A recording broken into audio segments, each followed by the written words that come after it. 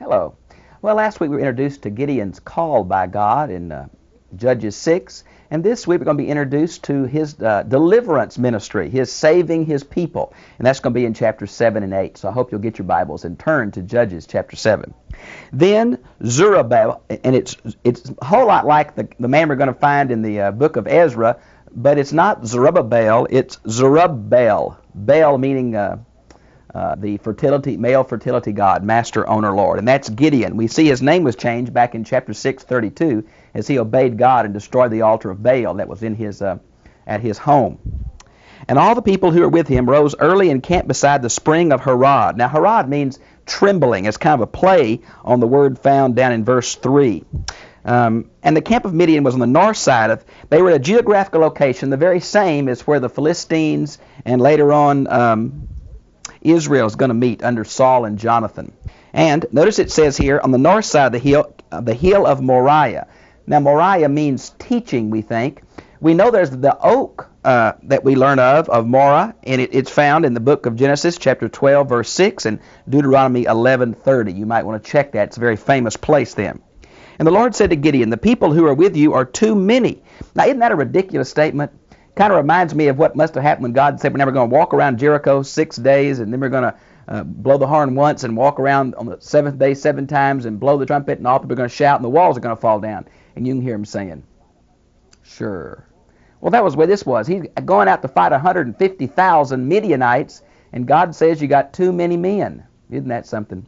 Well, God wanted the victory to be obviously his and not Gideon's. That's the way he is. Now notice he says, lest Israel become boastful, saying, it is my own power that has delivered me. And of course the Hebrew word here is the word saved, but it's in a physical sense. Now therefore come and proclaim in the hearing of the people, saying, whoever is afraid and trembling, let him return and depart from Mount Gilead. Now, this seems the very same thing about being afraid in battle as what's going to happen to the Midianites, right? And this is one that goes back to Deuteronomy chapter 20, verse 8, one of the stipulations about not going to battle if you're afraid, because panic in an army can cause the rest of the army to falter. But it's interesting to me, it says Mount Gilead, but the truth is this should probably be Mount Gilboa. Gilead is on the far side of the Jordan. Gilead is totally out of the geographical area where it should be. There's been some study here, and many think it's the name of a spring that is at Mount Gilboa. And the spring comes from an Akkadian root, G-A-L-U-D-U, that means to be afraid. And it's been a misprint in the Hebrew. And I think that's probably true because Mount Gilead will just not fit here. It must be Mount Gilboa. And this spring that's spelled very much with the Hebrew consonants of Gilead. We're not changing a consonant in the Hebrew text, we're changing the vowels. And of course the vowels are not inspired. So 22,000 people returned, but 10,000 remained. 2/3 of this 30,000 or so army left. They're down to 10,000 men. The Lord said to Gideon, the people are still too many. Bring them down the water, and I will test them. Some translations say purify them. This is not so much a purification rite. It's going to be a testing rite. Now, apparently, it's going to be how they drink water. Notice in verse 5, Josephus tells us at noon they were real thirsty, but I'm not sure how he knew. Everyone who laps the water with his tongue, as a dog laps, as well as everyone who kneels to drink. Now the rabbis say that the reason that those who knelt are rejected is because it shows they knelt to worship Baal. But I think that's reading too much into this context. The ones who picked up water and drank it like this were the more watchful ones. But guess what, friends? The watchful ones are the ones that are sent home. And the ones who just got down on all fours and lapped water like a dog, not looking around for the enemy, it's the weak, unobservant ones that are kept. The 300 are the ones that didn't act appropriately. Again, God's going to show that with the weakest amount of soldiers, he's going to defeat the Midianites. And I think this is verified. A little later on it says a moldy piece of bread has fallen into the camp of Midian. Implication, not even a good piece of bread, but a moldy piece of barley bread. And I think that verifies this interpretation. Now notice that there's just 300 men left, and you see that in verses 7 and 8. And the Lord said to him, arise and go against the camp, and I have given it into your hand. Oh my, isn't that tremendous? But Gideon's unbelief comes in again. Oh, Gideon is a mixture of doubt and faith, friend. Look what it says. But if you are afraid, go down with Puah, your servant, to the camp. Back in chapter 6, verse 36 and 40, this putting out the fleece is a sign of Gideon's unbelief. After God is speaking to him audibly, after the angel of the Lord caused the sacrifice to be burned up, Gideon still has doubt. Even after the fleece was wet and dry, Gideon still has doubt. And now God says, if you're still afraid, go down and I'll confirm it for you. And boy, Gideon does. It's a mixture of great doubt and great faith. So he goes down and hears these Midianites talking. Now notice in verse 12 it says, now the Midianites, the Amalekites, and all the sons of the east. Back in chapter 6, verse 3 and 30, we showed you there's three different groups here, and they're referred to here. Now notice how many there were. They were as numerous as locusts, verse 12. Their camels were without number. And by the way, the camels were recently domesticated. This would have, boy, to see an Arab with a big sword mounted on top of a camel must have been terrifying. There was thousands of these guys. That means they were the ultimate military machine of their day, and their camels were without number. And look at the next one. See, as numerous as the sand on the seashore. What a formidable description of this Midianite camp. And it's way to the north, up in the valley of Jezreel, which shows how far it had penetrated from the south. These are nomadic desert tribes. And Gideon went close to the army camp with a friend, and he heard a dream that one of the Midianites was relating to another. Here it is in verse 13. Behold, I had a dream, a loaf of barley. Now the Hebrew implies a moldy loaf of barley. Barley was the bread of the poor, if you please. This is an old moldy loaf. Was tumbling into the camp of Midian, and it came to, now notice your translation, the tent. Now the tent probably means the commander's tent. The chief's tent, that kind of thing. And it hit it and knocked it upside down. And listen to this interpretation, my goodness. And his friend answered and said, this is nothing less than the sword of Gideon, the son of Joash, a man of Israel. And God has given Midian and all the camp into his hand. Now, verse 14 is one of two things. It's either sarcasm, the guy saying, I bet that you're thinking about, worried about Gideon. And he's such a little minor person, you don't have to worry about him. Or really, it's a prophecy from God, and this man's speaking truth, though he probably doesn't know it. And there's a fear underlying here. I'm not sure which it is. Verse 15. Came about when Gideon heard this account and the dream and its interpretation, he bowed down and worshipped. Can't you see old Pooh-Wah saying, let's get out of here. Let's get out of here. Oh, Gideon was a good fella. Here he is right in the middle of the enemy's camp, but he takes time to worship and thank God for this revelation. In the midst of his doubt, God gave it to him. Friends, God's willing to work with our doubt. He can work with our fear. It's our unbelief and apathy that's so hard for God to deal with. So he got these men. And what he's going to do, look at verse 16 and 17. He's going to divide them into three groups. There's 300 of them, 100 a group. All of them have a torch and a pitcher, a clay pitcher. Now they don't have any hands left to carry a sword, and they got their pitcher over this torch. Now they got to be careful because they don't want the torch to go out, but they don't want any light to show either. So here come three groups of 100 each sneaking down into a camp. And we learn from the next chapter there was 150,000 Midianites. And here are 300 guys with torches and pitchers. Can you see this scene in your mind? And then all of a sudden they broke the pitchers and they shouted. Here's the shout in verse 18. For the Lord and for Gideon. So war cry. Those of us from Texas kind of might think of, remember the Alamo, remember Goliad, and that war cry. Boy, they started screaming. All these lights appeared. It looked like they were surrounded. And it was right at the change of the watch. Look at verse 19. The beginning of the middle watch. Now we know from Hebrew that the Hebrews had 3 watches during the night of 4 hours each. Later on the Romans will have 4, but the Jews had 3. And so it's about 10 p.m. and the guards that had just been replaced were walking back to their tent. So there's a lot of people walking through the camp, okay? And when the hullabaloo starts, the Midianites think their own guards are the enemy, and they start killing each other. Gideon had to go to battle, but Gideon never wielded a sword here.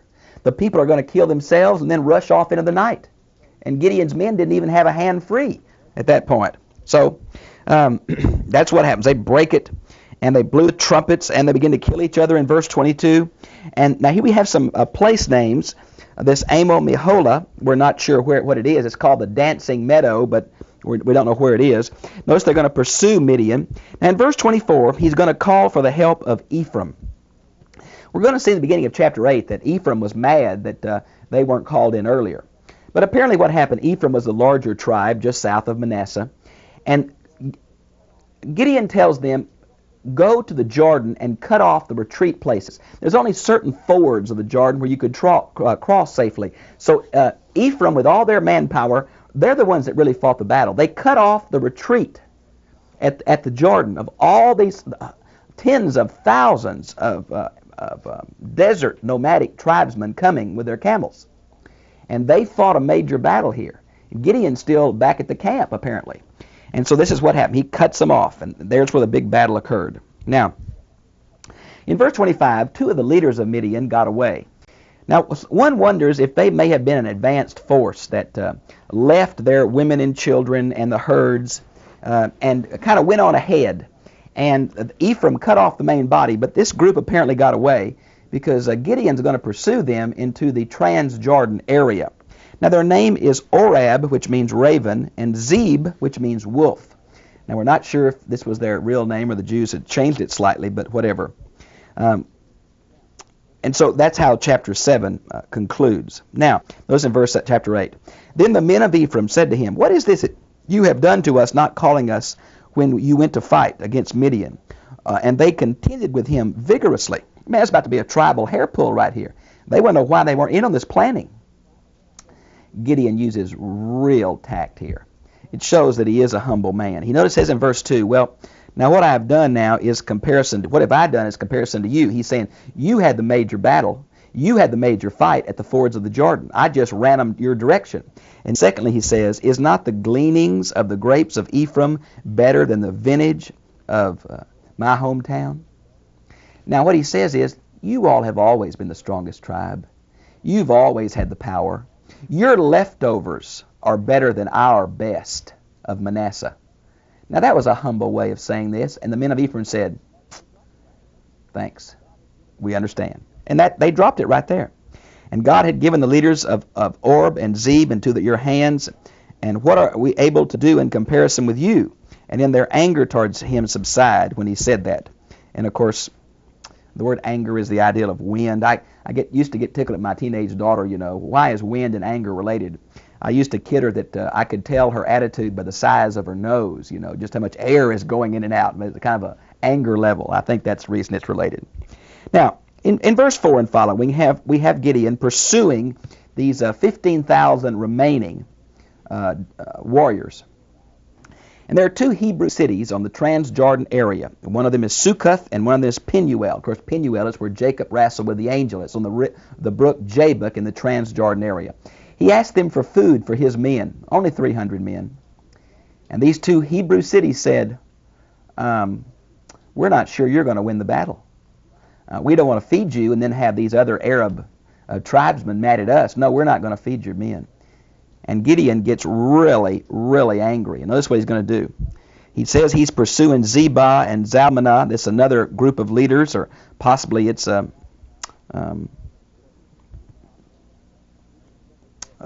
of these Midianite kings. The leaders of Succoth said, are the hands of Zebah and Zalmunna already in your hands that we should give you bread to your army? And he says, all right, look at the latter part 7. I'm going to thrash your bodies with thorns of the wilderness and with briars. What he's kind of saying is, I'm going to skin you alive, boys. I'm going to whip you with these thorn bushes, and it, of course, means death. And so he threatens them. Then he goes to Penuel, and it means the face of God, Penuel. They wouldn't help him either. You might want to see Genesis 32:30, where Jacob wrestled with the angel there. But they wouldn't help him. And they were very proud of this tower. It was kind of like a fortress. Apparently, it was a little bit removed from the city. And they thought they could be protected from anybody with this tower. And Gideon says, I'm going to tear this tower down because of your rejection of helping me. And then in verse 10, we learn that there were 15,000 men left. Now, for some reason, Josephus, in his Antiquity of the Jews, says there's 18,000, but I don't know where he gets that number. And it's what's left of this entire army. Notice it says in the latter part of verse 10 that there was already fallen were 120,000 swordsmen. My goodness, what a huge army this was. Can you imagine 150,000 against 300? Well, God was in it. And Gideon went up by way of those who lived in tents, and that means probably a caravan route, and east, and we don't know where these places are exactly. When it says in the camp of the unsuspecting, this means the unwalled villagers. He caught those two Arab captains, he defeated their army, and Gideon, the son of Joash, returned from the battle by the ascent of the sun. And again, where that is, we're just not sure. He captured a youth from Succoth and questioned him, and the youth wrote down for him the princes of Succoth and its elders, 77 men. This is kind of a sideline, but it does show the educational level of the day. They just captured a random young person from the city, and this young man could write, which shows that writing was very common and the educational level was high. And he goes to the elders and he punishes them, and he tore down the tower of Penuel and killed the men of the city. Now in verses 18 through 21 is a strange little verse. We don't know anything about this before. It's kind of plopped in here. We're told nothing about it earlier. It does show us really how little of the total history of this period we have. We have a true history, but it just records selected things, nowhere near everything that happened. Then he said to these two nomadic leaders, "What kind of men were they whom you killed at Mount Tabor?" Now we know nothing about this, but apparently these men, the two chieftains, remember they said, they were like you, each one resembling the son of a king, which means they were well dressed in a particular beautiful way. And Gideon's going to say, those are my brothers, my full brothers. They were the sons of my mother. They were my full brothers. Now we know that the reason he added that is because there were many multiple marriages. Gideon's going to have them. And there was a lot of half-brothers. But this was his full brothers were killed. Now, how they were killed, were they going to Mount Tabor to meet Gideon? Were they captured behind the lines? We're just not sure. But Gideon says, as the Lord lives. Now, this is the oath that I think relates to the covenant name of God, Yahweh, which I think is the ever-living, only living God from Exodus 3:14. That's the Hebrew word to be. If you had let them live, I would not kill you. Gideon tells him that. But he said to Jether, his firstborn, rise and kill them. But the young man was afraid. He was only a boy. And these two kings said, you do it yourself. We want you to do it. You have the strength of a man. Now, I remember watching a show a while back called A Man of All Seasons, where the man who was killed by an axe paid the axe man a little bit of money when he went up on the scaffold. Why? Well, he wanted a clean shot, none of this hacking around his neck several times. And so this is the same idea here. These guys say, well, you kill us. You're stronger. You're a man. You do it. It'll be quicker, apparently. Now, he killed them, and notice it says he took the crescent ornaments which were on their camels' necks.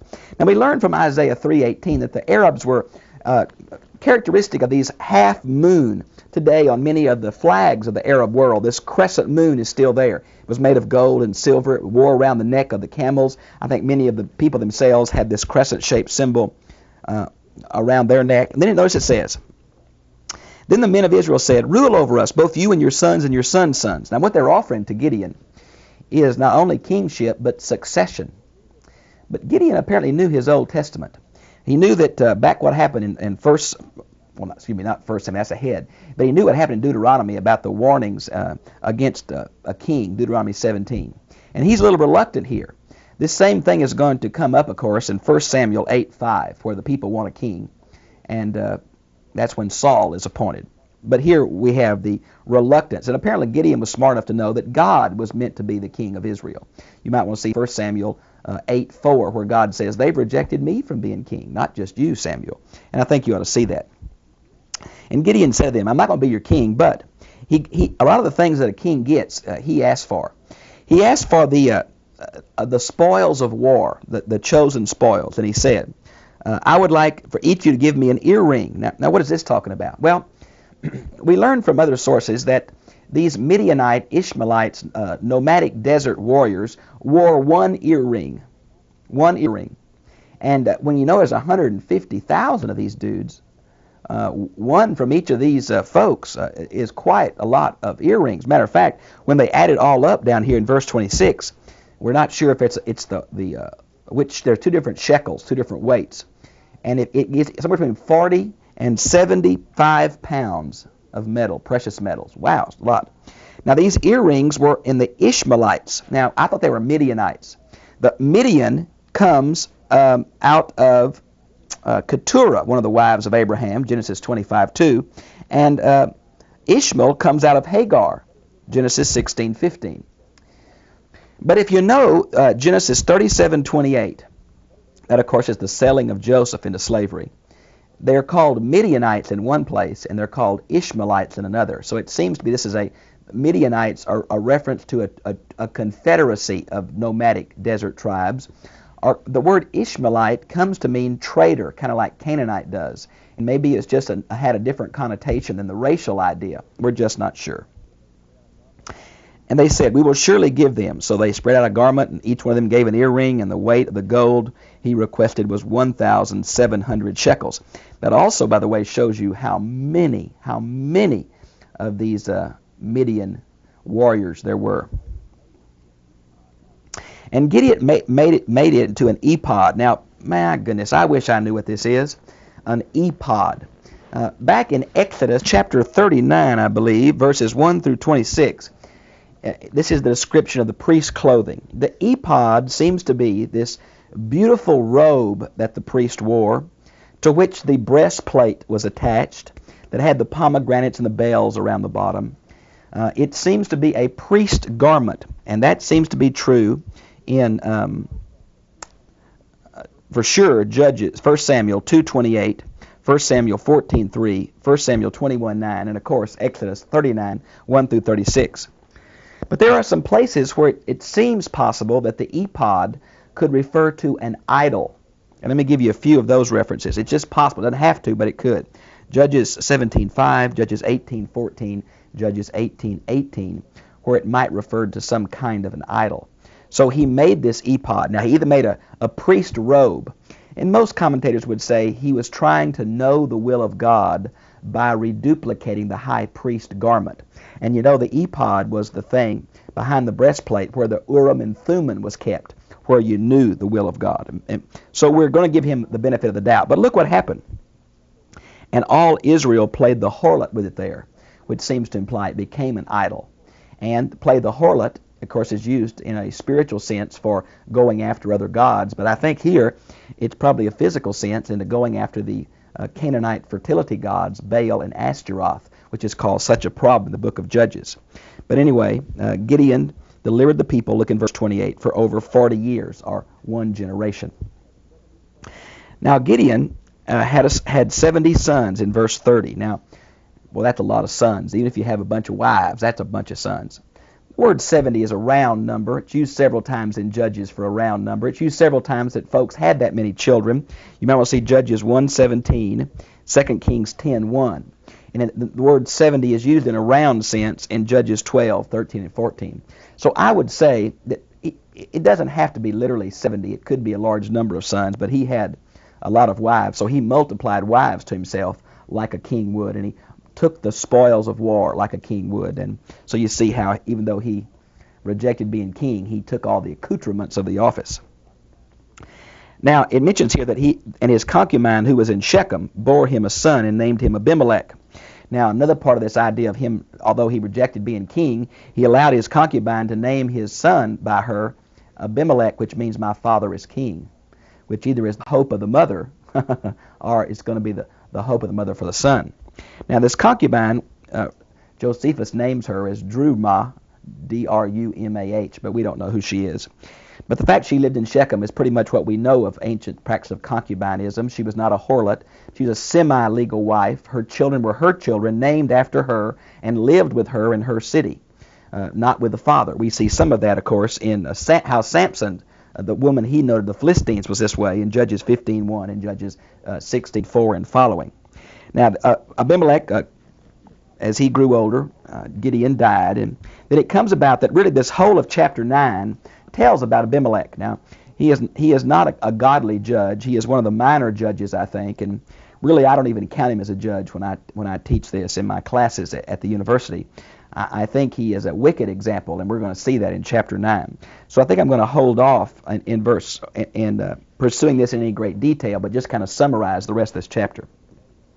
Notice that, again, they played the harlot with the Baals and made Baal Berith their god. Now, Berith is the Hebrew word for covenant, so it means the Baal, the master or god or lord of the covenant. And over here in verse 46 of chapter 9, it's going to call El Berith, or the god of the covenant, and I think shows that Shechem was a Canaanite city. not a Hebrew city. And I'll pursue that in the next lesson. I'll show you that. And notice it says, if the sons of Israel did not remember the Lord their God, who had delivered them from the hands of their enemies on every side. And that's the cycle of Judges. It's a terrible cycle, but it happens over and over. A generation grew up and did not know the Lord. Nor do they show kindness, the word hesed, faithfulness, to the household of Gideon, in accordance with all the good that he had done to Israel. So they forgot the Lord, and they forgot Gideon, and so terrible things are going to happen to Gideon's family. And the implication is the reason that God allowed these terrible things to happen to Gideon's family is because Gideon made this ephod that all of them began to worship, and apparently it included his sons. And so his family is being judged, much like later on David's family will be judged for David's sin. Apparently Gideon did an evil thing by making this, not a faithful thing, and his family is going to reap the consequences. Well, we've looked at the life of Gideon now from chapter 6 through chapter 8, and we'll look at Gideon's son in chapter 9. Gideon is someone I like to talk about because he reminds me kind of Peter of the New Testament. Strange mixture of exuberance and faith and valor and fear and doubt. And God is working with him. You know, God working with Gideon almost reminds me of God working with Paul. We think of Paul as a great man of faith, but God had to reveal himself in several visions to Paul to keep Paul from being discouraged. God had to do the same thing with Gideon. If God can work with a Gideon, and God can work with a Peter, and God can work with a Paul, God can work with us. In the midst of our fear, in the midst of our doubts. Hang in there. God's willing to work with us. He's willing to work with our fear, our doubt. I've enjoyed being with you. God bless you. Have a good week.